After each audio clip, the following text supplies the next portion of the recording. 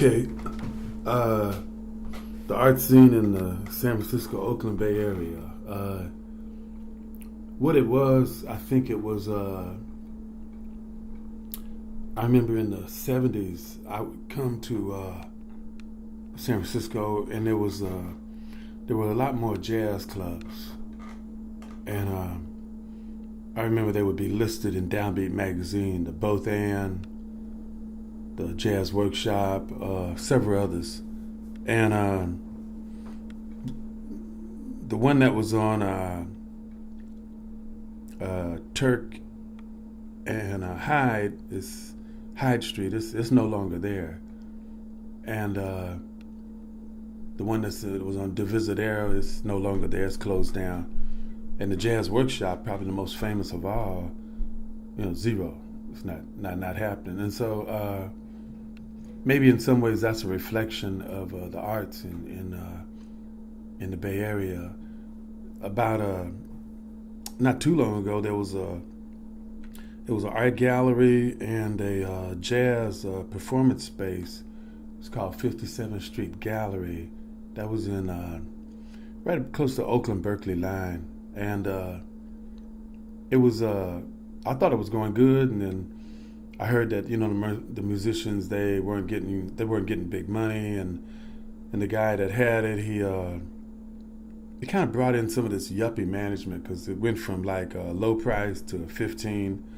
It was like 10, now it's 15, and we had some this big glass, and ordered some wine. It was like the price was raised, and the wine was a little couple sips. That's all, so for yuppie management. But that yuppie management and that what's going on today is probably reflective of the arts, and the social, what's going on socially. There's this the thing of the money, the big money. I mean, and it's kind of hilarious because, okay, they're pushing, and they don't say it, but they're trying to make San Francisco a city for the rich, and they put up this high rise, and then they're going to put up the Transbay Terminal right next door. $4 billion putting up this thing. They couldn't clean it. They couldn't sandblast it and clean it. They couldn't do that. Got to put up it's going to be shops. It's going to be high rises stuff. And so apparently there's this big controversy because apparently. Transbay construction, they dug down, and then that wrecked the something about the water, some kind of water vein, and now the building next door is sinking. And I just laugh at it because, we said, well, how does that affect the arts? Because it's like, how can an artist afford to live someplace? You got this, talking about $1 million condominiums, homeless people set up encampments, and the mayor gives the order, and they bulldoze the encampments or tear them down. And so it's kind of like they want the people to just disappear. They can't go to a coffee place and use a restroom, or be it San Francisco or Oakland or Berkeley. It's all the same. And then there's the whole thing with the high-tech industry, and they want to be entertained, but it's kind of like you got the takers and the givers. And, I've learned my lesson. It's like this is a God-given talent. And it's kind of like this girlfriend, she wrote me a letter one time. She said, Charles, this is your ministry, using your talent. And when I was with her, she didn't, I was doing it when I lived in Washington, D.C., organizing stuff and, reading and doing stuff, She didn't embrace it. She was into, let's say, the world and all that the world had to offer. Get the college degree, go get the big jobs, and, get a man that's going to provide all this stuff, So, things kind of hit bottom for her. And then, she told me, she wrote me this letter. She realized, she said, wow, this is what you do, Charles. You're reaching people. And that's true. That's what I try to do, trying to reach. Sometimes, it's funny, I did a reading at a time-tested books in San Francisco. Kim Shuck was the MC, and I made the mistake. I left early bus, subway, bus, and I think I'm getting there in time, and I get, and I got off at the wrong street. I got off at 16th Street instead of 24th. Now I'm rushing. I'm trying to get down there, and then I get off the bus on 24th Street, and I go to the wrong bookstore. Now I got to walk through. Like I get there, I'm sweating, and I'm, oh man, this is really messed up. And they've started, you know. And then Kim Shucks is, okay, Charles, are you ready? I said, oh well, yeah, let me get the papers together. And I had to use the restroom. And then I got up there, dusted the joint, man. I set the place on fire, let's say, you know. And at that point, at a certain point, it's God at work, because, man, I felt like I was unprepared, you know. And the stuff that I was going to read, I'd read a couple of them with the large paper, and then I had to just do some others that I knew from memory just to try to spice it up. You know, can't go with the plan. Monkey, pookie, hoodwinked, jive, turkey, do-wah, diddy, upset, gone, go, gone, business, capitalistic, you do, hoodoo, crazed, city with no pity, can't find her titty, bone soul, out of breath, out of mind, out of sync, and half crazed, doing all I can to decide on the lesser of two evils. Yes.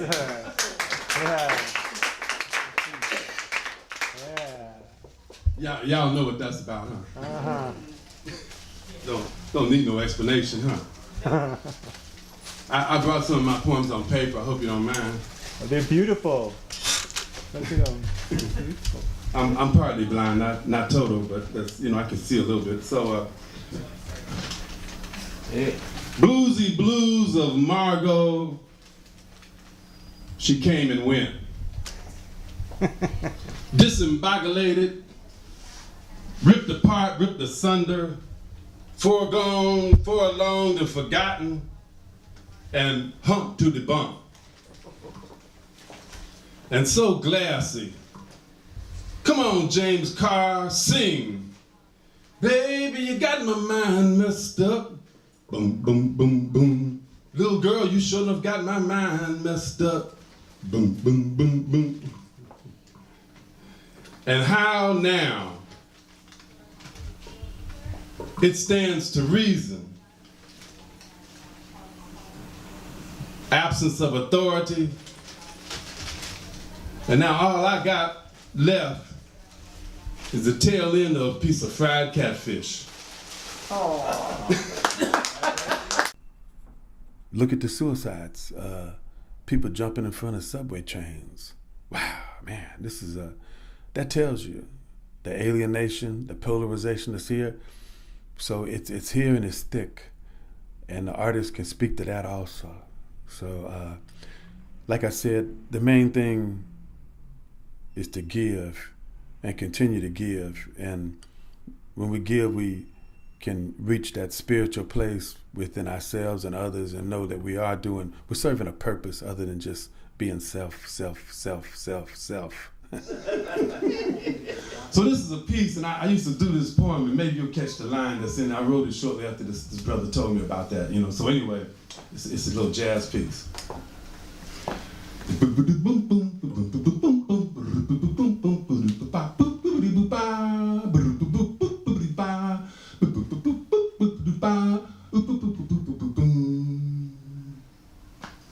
It's like the 60s all over again. Planting, plowing. Plow the field, Walter Lee. Just plow the field. Planning a cookout, steak on the grill, 6-pack. Planning a trip to San Francisco, all together now. 1, 2, 3. Lost in between the flats. Monk Thelonious would hit the F sharp, the B flat. So clear, so precise, so alarming. Just like John Coltrane. The horn, so clear, so insightful. We speak of him now that he's his history. Jimmy Garrison, we speak of him too. the bass notes sounding so clear, so precise, so stirring, so moving, as fresh as plum-picked watermelon. And all the new young musicians, they stand with arms rambling and roaming and waving, for they have found something similar in a spiritual liberation of oneself, something similar to democracy and a new spiritual, newfound freedom. The brand new young musicians standing with arms rambling, roaming, and moving, holding their instruments in hand, for they have come to hail change. As in hail Caesar, oh no, no, no. Hail, none, no more Monk, none, no more Mingus, none, no more Eldridge, none, no more Coltrane, Armstrong, Lewis, come quick, let the trumpet blow. Were you there when they crucified my Lord? Were you there when they nailed him to a cross?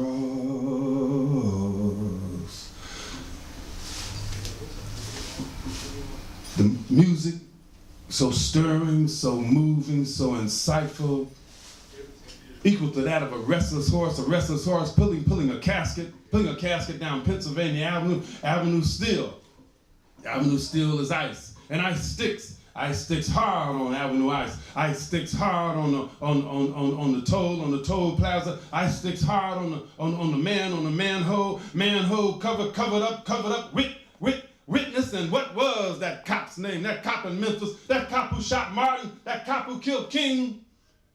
And all the new young musicians stand with arms rambling and roaming and waving, for they have read Marx and Malcolm and Mao and Mickey Mouse too.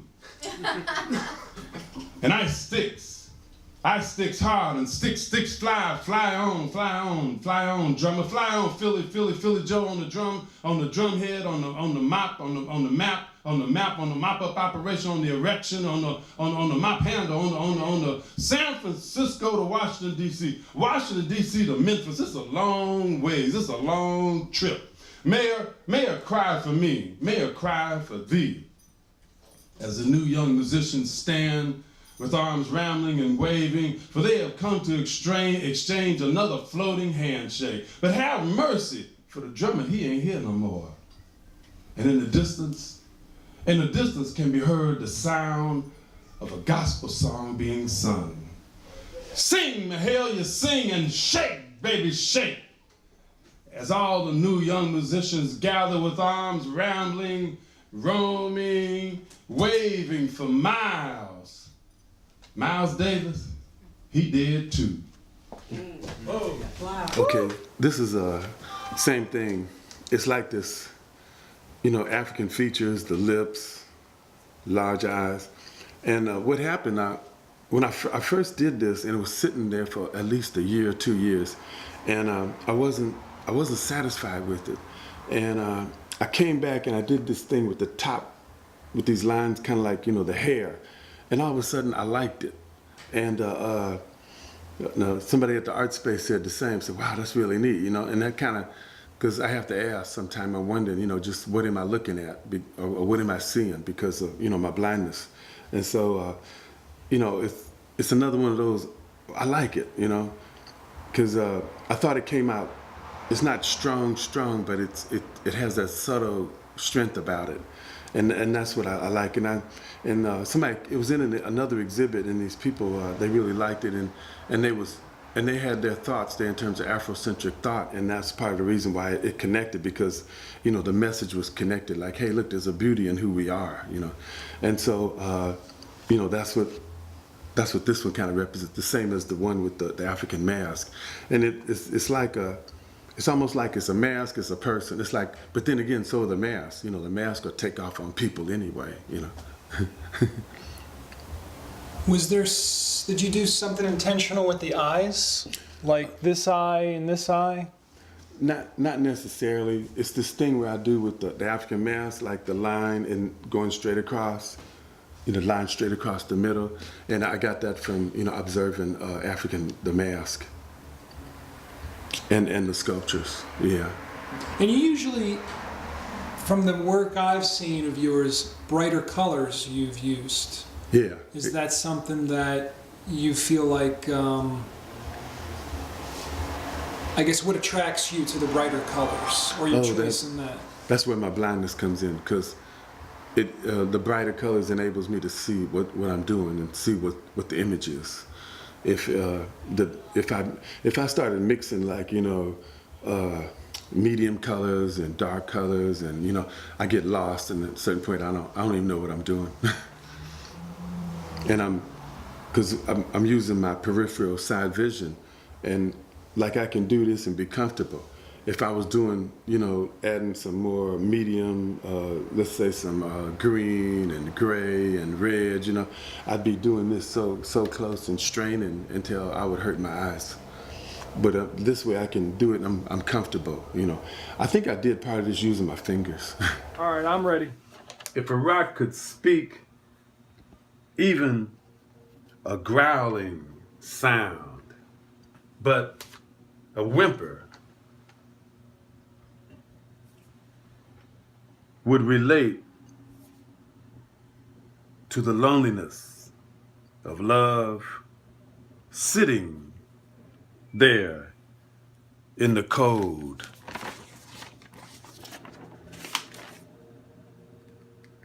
Winter is where diamonds cut into ice, so you can get to home. Come tomorrow,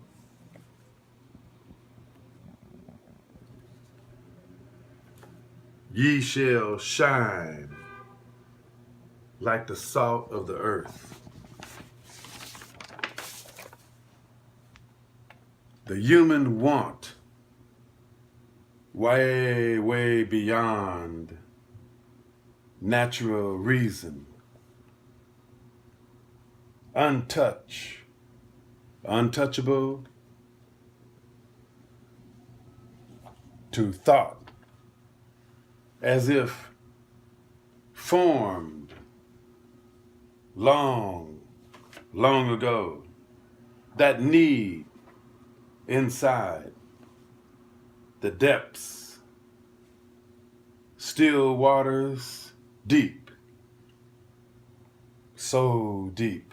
Yet our spirit reaches past the sky, infinite.